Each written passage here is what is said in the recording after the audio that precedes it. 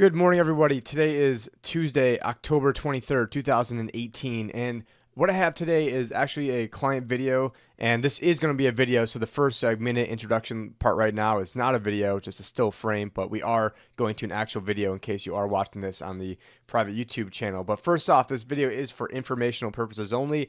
Many of you who are watching this are my current clients, so please talk to your advisor, aka me, if you have any questions. And if you aren't a client, then what are you waiting for? With that said, any mention of individual stocks or indexes is just for that, just for educational and illustrative purposes only, and aren't meant to be buy or sell recommendations. Past performance is no indication of future returns, and please don't put all of your money into Bitcoin. So this podcast was actually filmed, or video client update was filmed yesterday on the 22nd. So I'm not trying to do this on just days when the Dow is down or the S&P 500 is down. But if I was waiting for up days in October, there'd be very few days where I could actually make videos. But what we're going to do today is actually have a little bit of a recap from the last video I made. If you've not watched that last video, I would highly recommend it. We're going to also talk about the New York trip that I was on, spend 1 minute talking about the recent Ironman. Then we're going to do a breakdown of who Innovative Advisory Group is versus TD Ameritrade versus Liberty Advisor, because I know a lot of you guys have had questions on all of that. Then about 8 minutes from here, you've got the Financial Market Podcast starts. We begin talking about the different financial markets. Then 15 minutes in, I get into the importance of sequence of return risk. This would be a great thing to rewatch if you have already seen it, and really a great thing to keep in your mind as we are sort of in the late innings of with the World Series going on and with Innovative being headquarters up I guess outside of Boston. We are in my opinion, the late stages of a baseball game, and sometimes in the late stages things can go up the most. I remember buying Ethereum at $70, feeling like an idiot because I was trying to get in when it was at $4, and then got busy, and a few weeks later, boom, it goes up, and felt like an idiot. But ultimately, it went to $1,200 before settling around like the $200 mark. So the point of the story is nobody really knows where the tops of these things are, but we have risk management strategies in place that are absolutely paramount to make sure that we get the most out of these situations and that we're able to protect your wealth as greatly as possible. Then at the 23-minute mark, we get into a CNBC clip where a former Fed governor compares what's going on today in the markets to a heroin and cocaine analogy. So definitely want to stay tuned for that. And then at the 25-minute mark, I go back into the archives where I was on a podcast, and I said one of the two worst things you could do with your money would be to bet against a certain index. And 2 weeks later, people that were foolish enough to do just that lost over 90% of their money. So this is, again, today is the 23rd. The rest of this podcast was filmed yesterday on the 22nd. As I'm mentioning this right now, the Dow is down just a little bit over 400 points.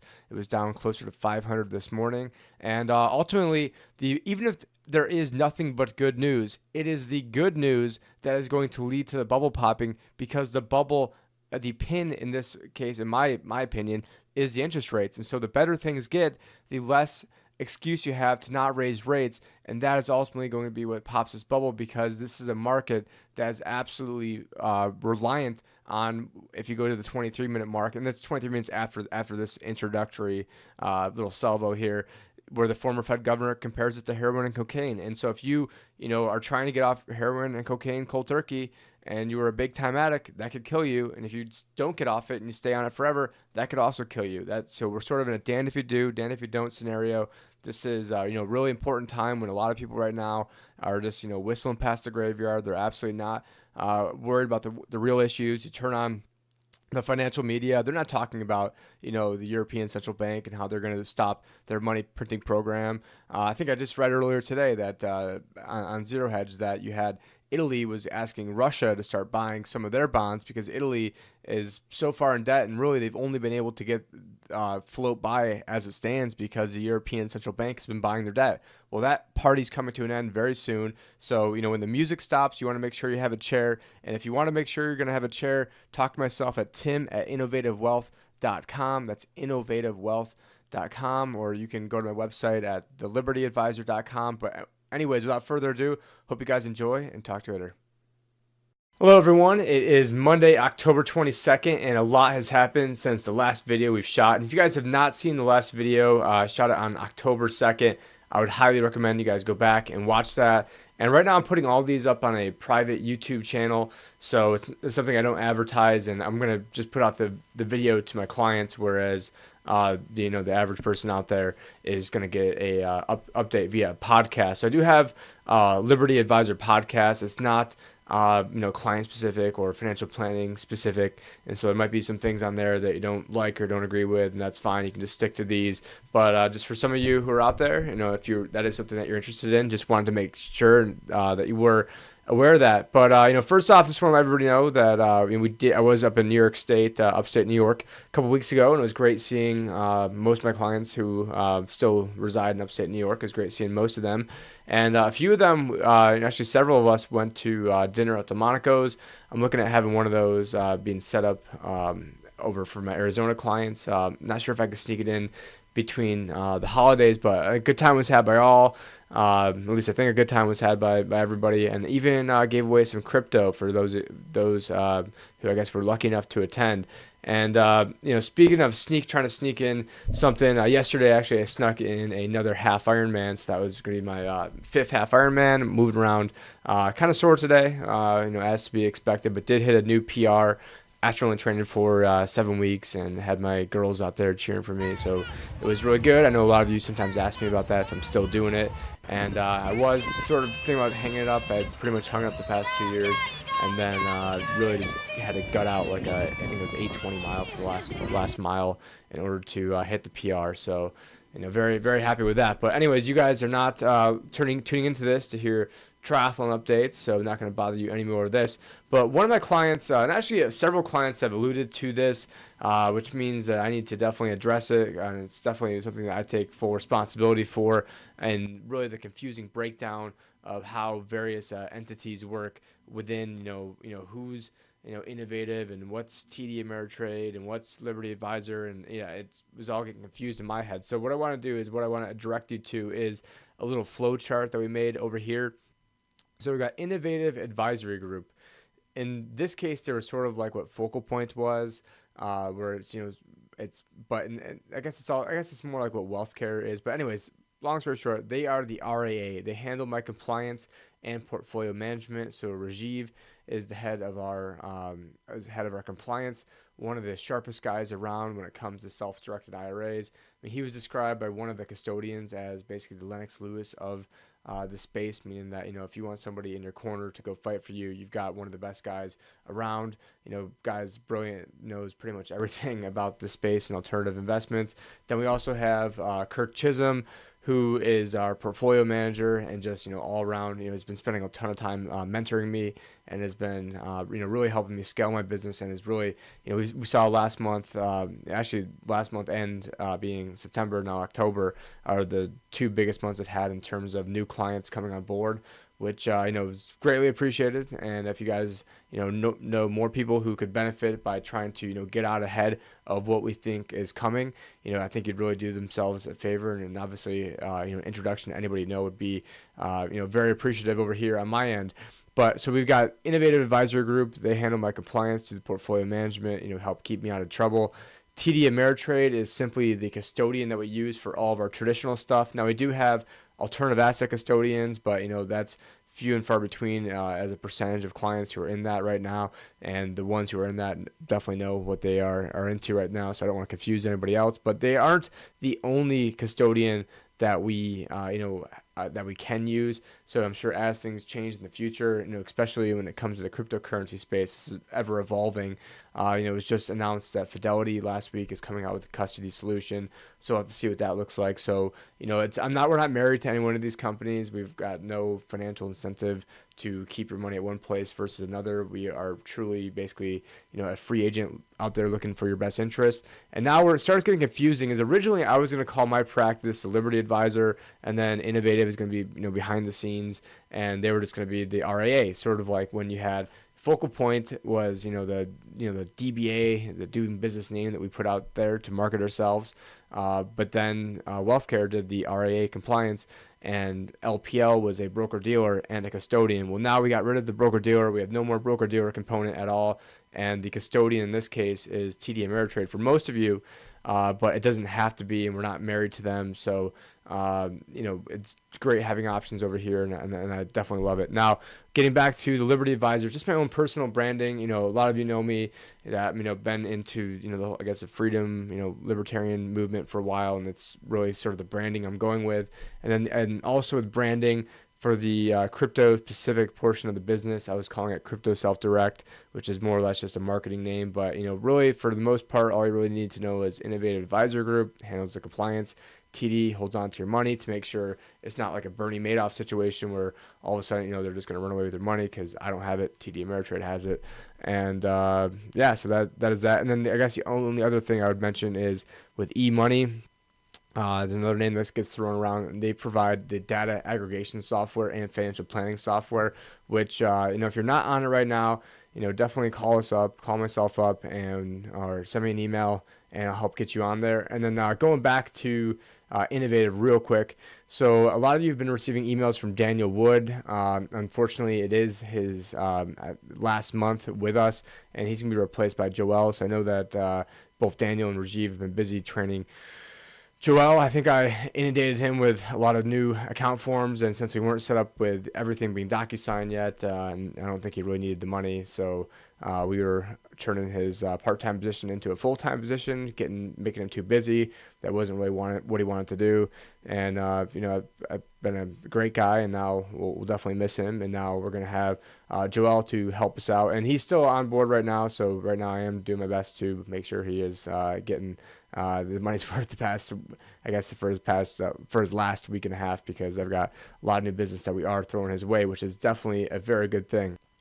So shifting gears here a little bit, the last podcast or last video client market update thing came out on October 2nd. I think I released it on October 3rd.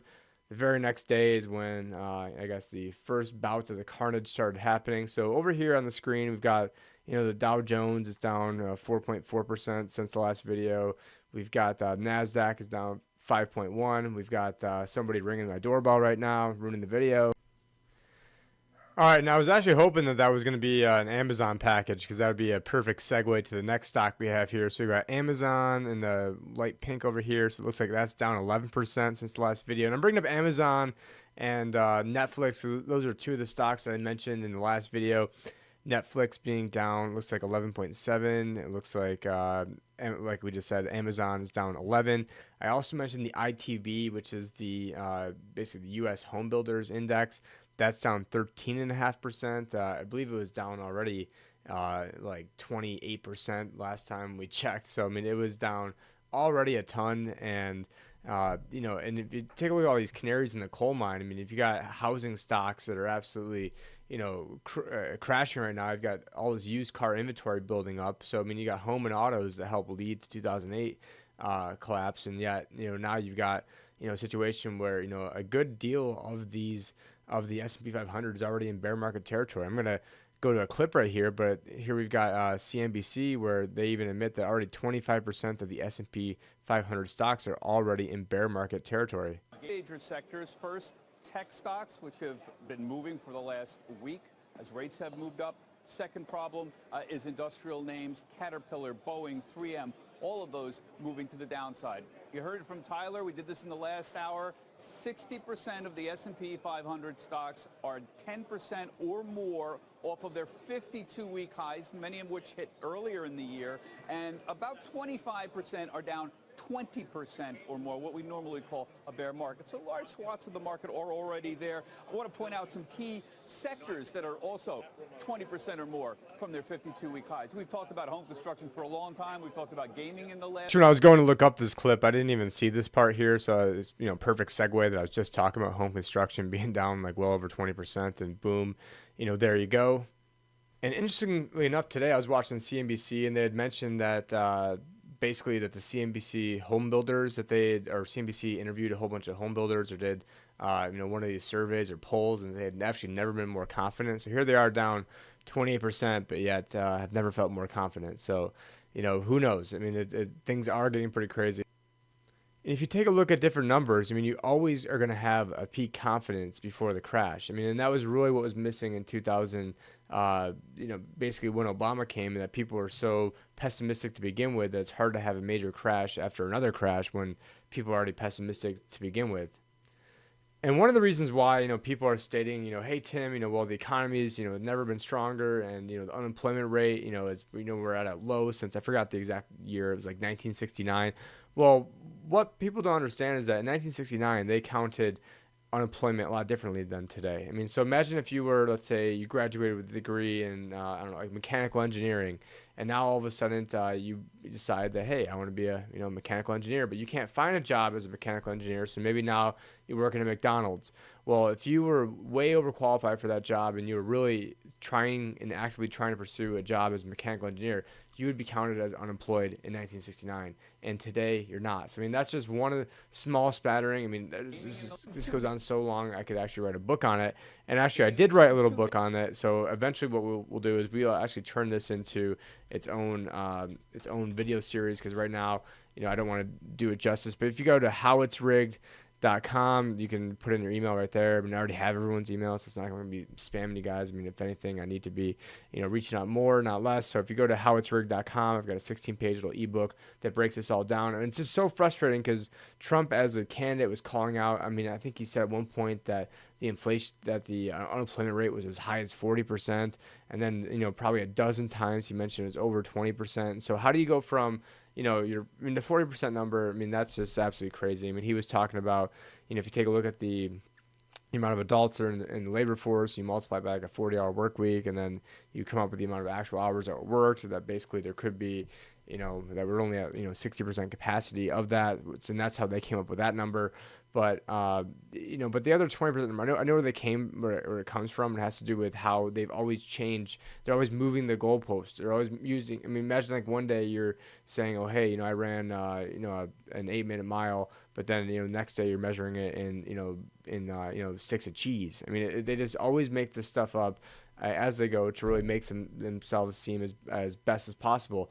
Another thing they always mention is, well, Obama never hit 3% year over year GDP growth. And I'd like to remind people that so far, neither has Trump. He's had, I believe, 2 quarters above 3%. Obama had, I think it was like 7 quarters above 3%. He had some quarters over 4. I believe he even had one that was over 5%. And I wish I had the podcast going back then, because, I've already forgotten so much of this stuff. And that's part of the reason why I'm doing this, is so that way, I can kind of go back and, relive all these different nuances of things that were going on back then. I know that Obama he gamed some things where they, moved things from one quarter to put it into another quarter to try to get things looking really good for an election. Back in the one quarter, he did get the 5.3%, or, had all this military spending when we're back, starting to get involved with Libya. But anyways, I digress. Doesn't really matter too much. But right now, you got the deficit actually is absolutely exploding.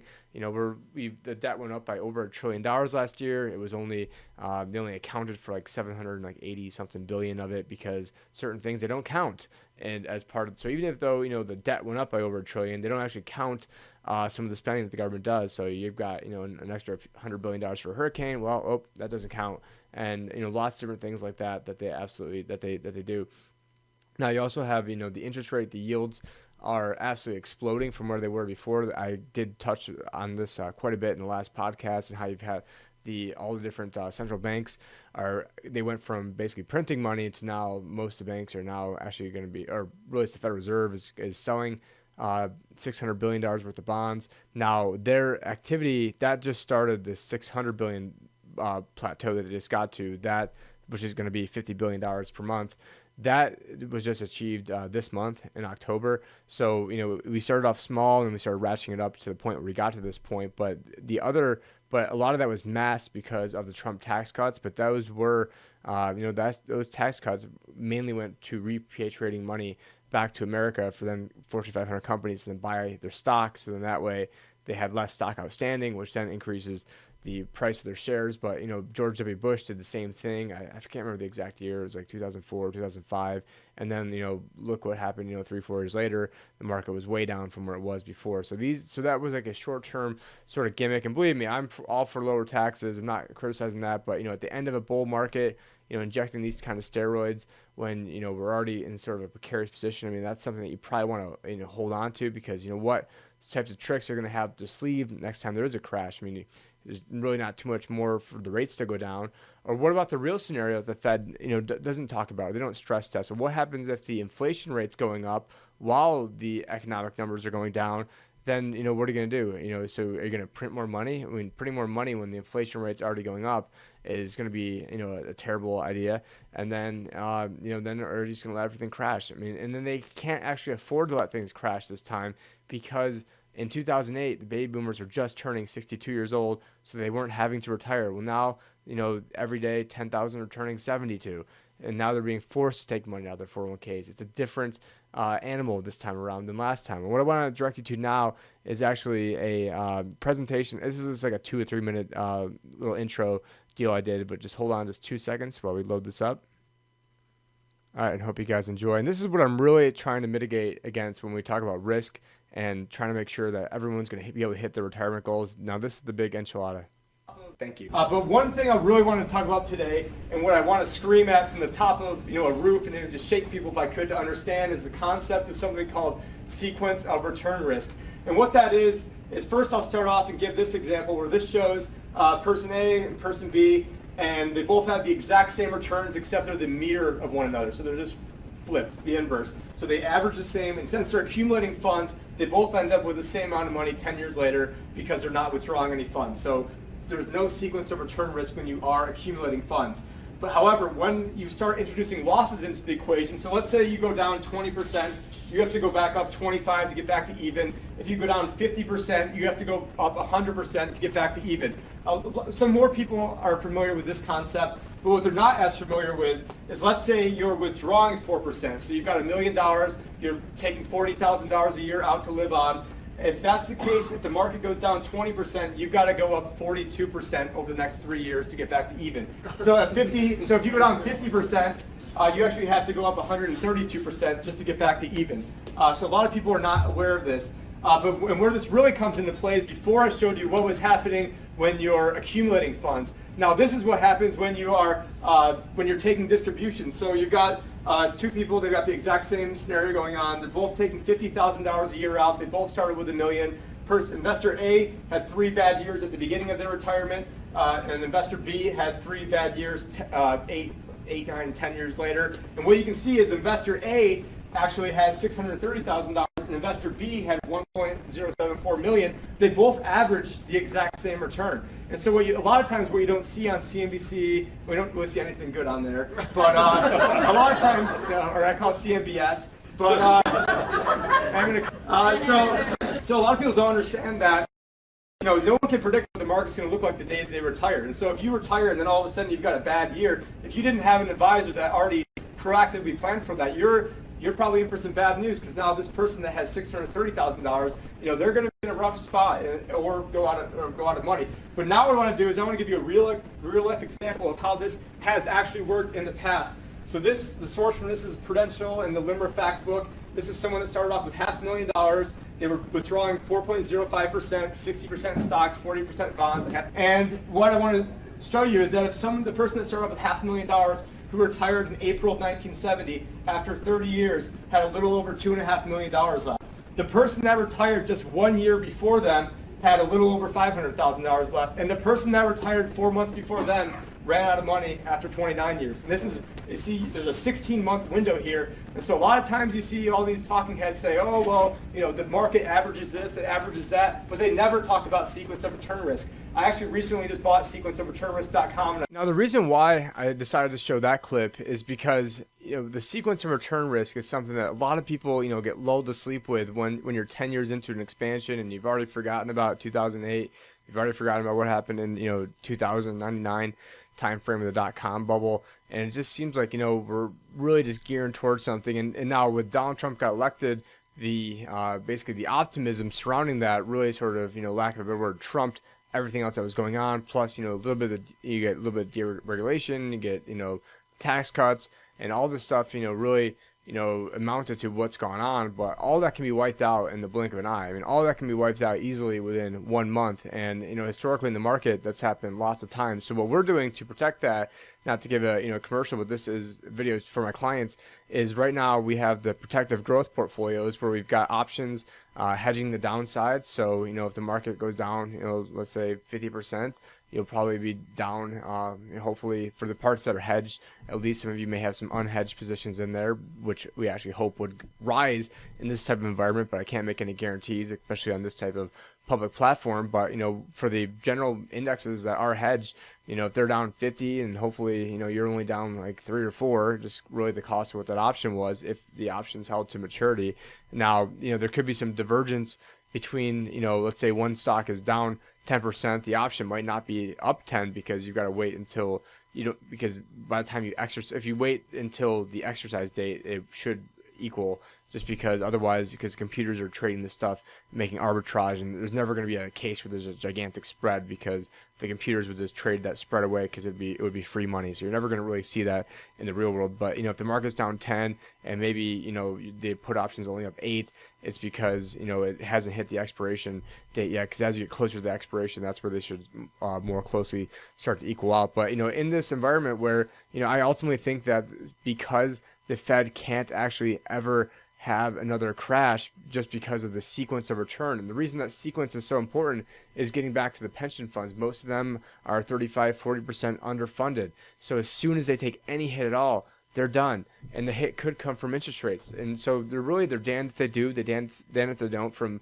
so many different directions. And I see so many people taking victory laps on what's going on. And this is the absolute worst time to be taking a victory lap. This is absolute, it's great that, if you're like an alcoholic and, all of a sudden, you maybe you used to drink, a bottle of Jim Beam a night, and now you're drinking, maybe taking 3 shots. Well, guess what? You still, yeah, it's a big improvement, but you still haven't gotten off it yet. And so, at this rate, we're trying to do the exact opposite of what got us here, and thinking that, that there won't be any consequences. And one of my favorite financial analysts, and I wish I made this up, but one of the analogies he used is, he goes, how you see, magicians, and they have the trick where they take the, take the curtain and they pull out, or they take the tablecloth and they yank it out from the table, and then if the trick goes well, then what they should have is hopefully all the glasses and china still on the table, and they've got the tablecloth in their hands. So what the Federal Reserve's trying to do is they're trying to take out the table in hopes that everything else is going to stay on there. And just because this stuff is over most people's heads, is I think we really have been absolutely lulled to sleep. And one of the videos I want to get to right now is former Dallas Fed Chairman Richard Fisher, and how he describes what has been going on the past few years in the from the central banks. Its course, I like to say that we injected cocaine and heroin into the system, and now we're maintaining our Ritalin. How's that? How to shareholders, and but are you surprised that it hasn't really had as much of the desired effect in the real economy?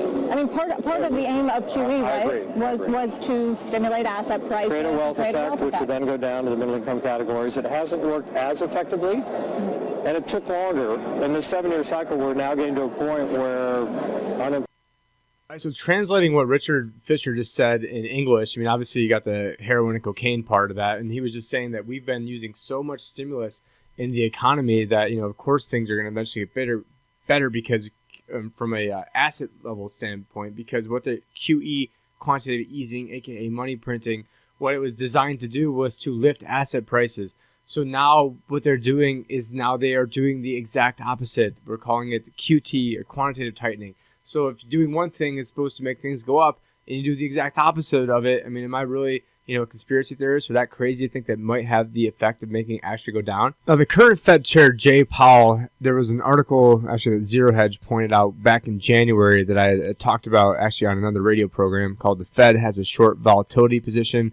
And if you scroll down to the bottom of it, basically it states that one of the bonds that they have $1.2 trillion of, And what he was trying to say is, hey, when we go to unload these things, it's not like the market's just going to say, hey, we've got 20 billion of these per month. They're going to look at it like, oh wow, you've got another trillion over here. And so obviously, the 20 billion, it's not just you have 20 billion that you're going to sell. It's you've really got 1.2 trillion. When you take a look at the whole balance sheet, it's really 4 trillion. And so he goes on to say that we seem to be way too confident that exit can be managed smoothly. Markets can be much more dynamic than we appear to think.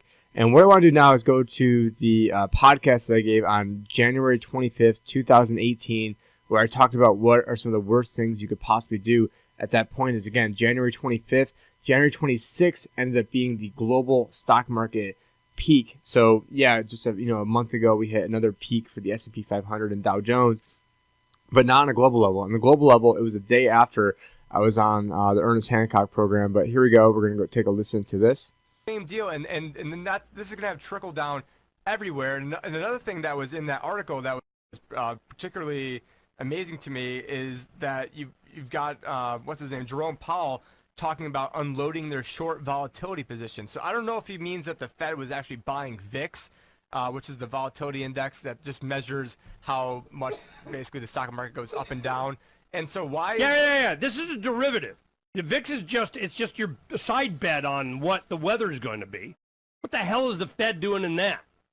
I mean, if you ask me what are the two worst investments you could have long term, I would probably say short the VIX and long-term treasury bonds. Now look at what the Federal Reserve has. Supposedly they're short the VIX and they have long-term treasury bonds. I mean, it's like they're the worst run hedge fund in the world, except they have such clout with $4.4 trillion that their clout then distorts everything else. So Man, so I just had a really good, what I think it was good, like 10-minute rant about that, but I didn't realize that I was only recording system audio on that stream, and it wasn't recording the actual mic audio, so I ended up that 10-minute, little rant I gave that after this that I thought was really good. Unfortunately, I did not record, so hopefully I can come up with something just as good as what I initially had. But the reason I talk about, go bring back to this podcast is not to say, hey, look how smart I am, or look at how I, called these different things. It's not, about that. It's about that I'm trying to be ahead of things, so that way we can hold on to more of your purchasing power. That way we can avoid the absolute, worst things for people to do. That way, we can ultimately, make money throughout all this.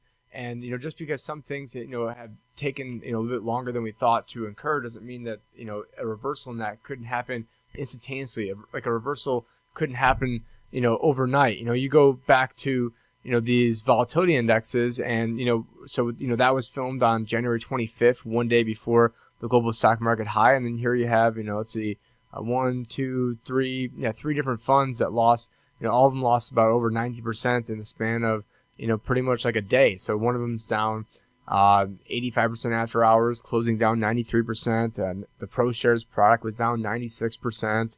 And I know another one where I had a client, unfortunately, who wasn't, it wasn't with me. It was with another advisor, but was involved in one of these where it completely blew up. And, luckily it wasn't, a gargantuan amount of money.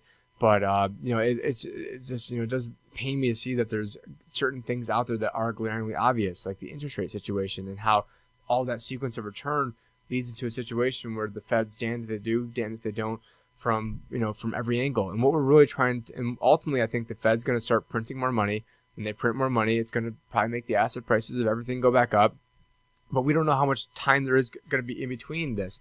We don't know if it's going to take, a year or 2 years or 5 years or 10 years or 20 years or 2 days. I mean, nobody knows the time frame. So that's why, if you have a strategy where you think the Fed's going to ultimately print money, with our option strategies, if the market ends up going up 100%, then, we're going to be up, pretty darn close to that. And if the market's down, 80, 90%, then we're probably going to be down, probably mid-single digits on our hedged positions, and most of our clients' portfolios are hedged, and the stuff that isn't hedged in many cases are because we think that that's what would then be going up during the response to the crisis. So whatever causes the initial crisis is not even what I'm concerned about. It's going to be the government's response to the crisis is ultimately what is going to kick off this stuff and make it absolutely make sure that this that it's just going to be a terrible situation for most people. And most people are not my clients, just a very small percentage of the world are my clients, and I would like to, you know, if you guys know other people that you think like, hey, you know, I hope, you know, the guy I work with, maybe my neighbor, you know, one of my friends, you know, if there's people that I can help, people that are receptive to this message, especially if they're maybe more libertarian leaning, especially maybe if they like cryptocurrencies, you know, we all know at least, you know, one or two people out there like that. You know, I would love, you know, an introduction, especially people that are close to retirement. I mean, really, we're giving people the best of both worlds. We're figuring out ways to get predictable income on one hand, and also then with the rest of their money, we're then trying to figure out ways where, you know, we can benefit from a market going up and then be out of the market when it's going down, but not through market timing. It's through our strategy. And, you know, what I did in the past was I would have a client that maybe had an 80 risk tolerance on a scale of 0 to 100, with 100 being the highest. And maybe I'd, you know, given what I saw was coming and given a lot of these extreme valuations, I would say, maybe let's put you at a 65. Maybe if they're a little bit older and I thought that maybe they couldn't really handle the risk as well as they thought they could, maybe I'd put you at a 55 or a 50. And to those people, I am genuinely sorry because, you know, I was trying to, you know, have you guys, you know, lose as little as possible with the scenario that I saw unfolding, and, you know, and ended up not being the case. That, you know, some of you could have made more money just being 100% in the S&P 500, but, you know, ultimately, you know, that I think it was a kind of low odds scenario to get to where we've gotten to. And, you know, as being someone that did, you know, foresee Donald Trump winning, or thought that he had at least a very good chance of winning when no one seemed to think that, but ultimately I thought he was going to be the one to pick up the pieces, not going to try to blow up another bubble. And so when he's calling the Fed loco and he's calling them crazy and he's saying, you know, it's the greatest threat to humanity, he's right, it is the greatest threat, but for none of the reasons that he talks about. You know, he wants to make sure that they're going to keep rates low so that they can keep the bubble going. But we need to have an honest conversation of, hey, it's a bubble. And so, you know, every time this rate gets up, it's like the, you know, it's like the pin's getting closer and closer and closer. And, you know, the bigger the bubble, the smaller the pin you need. And so, you know, before maybe you need a 5, 6, 7, 8, 9% interest rate to pop this baby.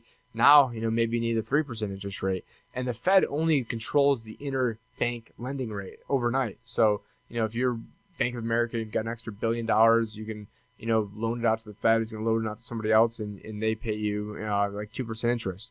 For a while, it was 0% interest. But they don't actually control. I mean, it influences everything else, and the perception of what's going on there. It certainly has an influence, but eventually they're going to lose control, and it's going to create a big sequence of return risk for the pension funds that are holding on to, you know, all these bonds when interest rates go up, or the, you know, it's just, we've created so much malinvestment, and I see no way out of this possible without massive pain. And so a lot of people are trying to be safe. They're trying to conserve their dollars. They have, you know, a lot of your friends right now have 40, 50% of their money in bonds. And, you know, you'd be doing a huge service to them to say, hey, you know, I've got a financial advisor. I'd love for you to talk to him. Tip a show. Here's some videos. Maybe show them the one from October 2nd. Maybe even show them this one. Because I think what we're doing right now is really, you know, it's over and above what almost every other financial advisor is doing, because it is a little more complicated. I mean, it's simple, you know, if you know what you're doing, but, you know, if you don't know what you're doing, then it would be a complicated strategy. But, you know, it's more of the why. And so the last video, we're getting into the why. This video also getting into the why. We're going to have other follow-up videos. And for those of you who like this stuff, great. And I'm going to keep coming out with more of it. And for those of you who just want to say, hey, I just want to know what you're, you know, doing with my money. I want to make sure it's safe. And I don't really need to, you know, be spoken to. Well, then that's fine too. You know, then you can basically don't have to watch. I mean, just know that things are, that we, you know, are not asleep over here at the wheel, that we have a good idea of what we think is going to go on, and we're going to try to figure out how to conserve your purchasing power throughout all this. And you know, sometimes it might mean conserving your dollars. Sometimes it might mean, you know, investing into other things that have plummeted in values, because that way we can ride them up. But we are, you know, the strategies we have going on, you know, I feel very, very confident in them right now. I sleep, you know, perfectly at night. Last night, because of the half Ironman yesterday, I was moving around a little bit and trying to stretch a little bit, but that's a one-off scenario. But, you know, I appreciate, you know, still watching. I appreciate everyone's patronage, and for, you know, believing in me, and, you know, it certainly means a lot to me. It's not something I take lightly. And throughout all this, you know, I really just want to make sure that we can hit your goals as efficiently as possible, and that we're not going to be subject to some major sequence of return risks. So yeah, maybe we could have made more money just being in nothing but Amazon or doing some really risky things. Or maybe if I put all your money in Bitcoin, then everyone would have been better off. But we're trying to do things, manage this in we call it protective growth, because we need to make sure that we have upside, but then take you out of the market, via the put options when things are absolutely crashing. So if you're listening to this and you're not one of my clients, please email me at tim@innovativewealth.com, or you can go to thelibertyadvisor.com. There's a scheduling option down there. Or if you guys want to send your friends a link with, maybe this video, maybe the video from October 2nd, then with a link. And, because really we're starting to run out of time here. And December is, I think, going to be one of the last shoes to drop, because that's when the European will stop their version of quantitative easing or printing money. And and my guess is that they're probably going to find some justification to say, hey, we're gonna keep things going till June, and it's always easy to kick can down the road another 6 months. That will probably be the case, and I don't necessarily think that everyone's going to pick up on exactly everything I know immediately, but we could have just saw the start of it. The market's done almost nothing since January 26th. It was January 26th was going to peak.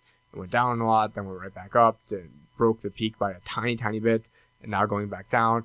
That's on the U.S. basis, global basis. That did hit the peak back at the beginning of the year. So why take on all the risk?